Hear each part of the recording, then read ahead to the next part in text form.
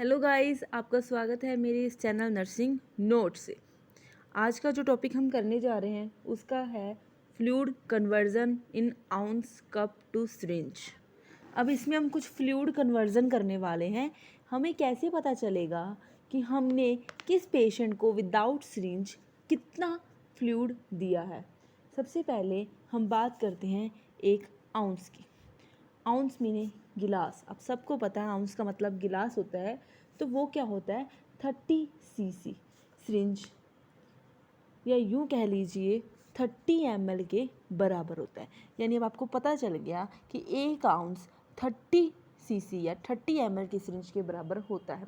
उसी हिसाब से अगर हम एक कप की बात करते हैं, जो एक कप होता है वो बड़ा कप 8 आउंस यानी वो 8 ग्लास के बराबर होता है। अब 8 ग्लास के हिसाब से देखिए, तो अगर एक आउंस में 30 सीसी सिरिंज थी तो 8 को 30 से मल्टीप्लाई कर देंगे तो वो 240 सीसी सिरिंज के बराबर आ जाएगा। इसका मतलब अगर हम एक कप की बात करते हैं जिसमें सिर्फ 8 ग्लास हैं तो वो 840 सीसी यानी कि 50-50 वाली अगर सिरिंज भी लेते हैं तो उसके अंदर ये क्या होगा, 4 जो होंगी वो 50-50 वाली होंगी और जो एक होगी वो 20-20 वाली होगी, यानी फिर सीधी 40 वाली होगी, जिससे हम कह सकते हैं कि एक कप में 8 ग्लास होते हैं। अब इसी तरह आगे बात होती है पिंट। एक पिंट यानी गिलास से बड़ा 2 कप के बराबर होता है। अब अगर एक कप के अंदर 8 ग्लास होते हैं तो और एक पिंट के अगर 2 कप है तो इसका मतलब क्या है कि ये 2 कप 8 ग्लास के बराबर हो गए। अब हमने किया ही था कि अगर 8 ग्लास है तो एक ग्लास के अंदर 30 सीसी आता है, तो 8 ग्लास के साथ 30 से मल्टीप्लाई करके किया था 240 आ गया।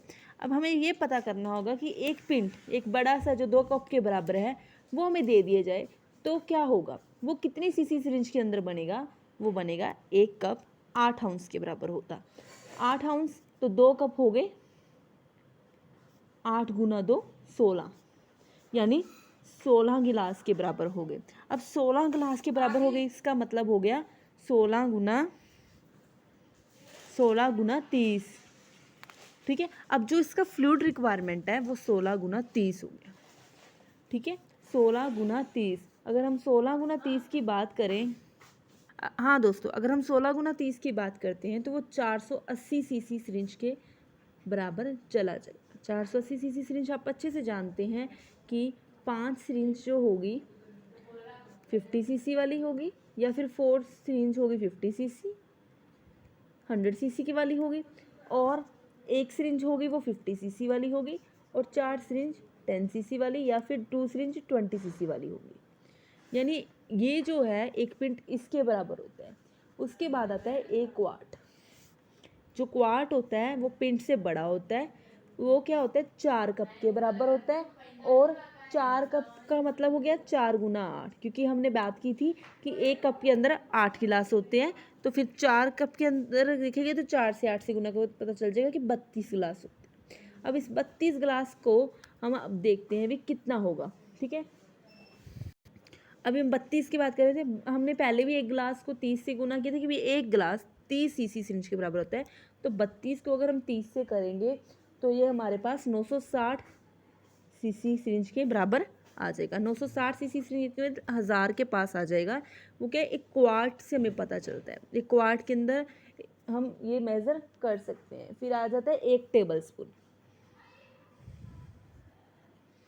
अब 1 टेबल स्पून की अगर हम बात करें तो वो आधे ग्लास के बराबर होता है। सीधी सी बात है, अगर एक ग्लास में 30 सीसी है तो आधे ग्लास में क्या होगा 30/2 हो जाएगा।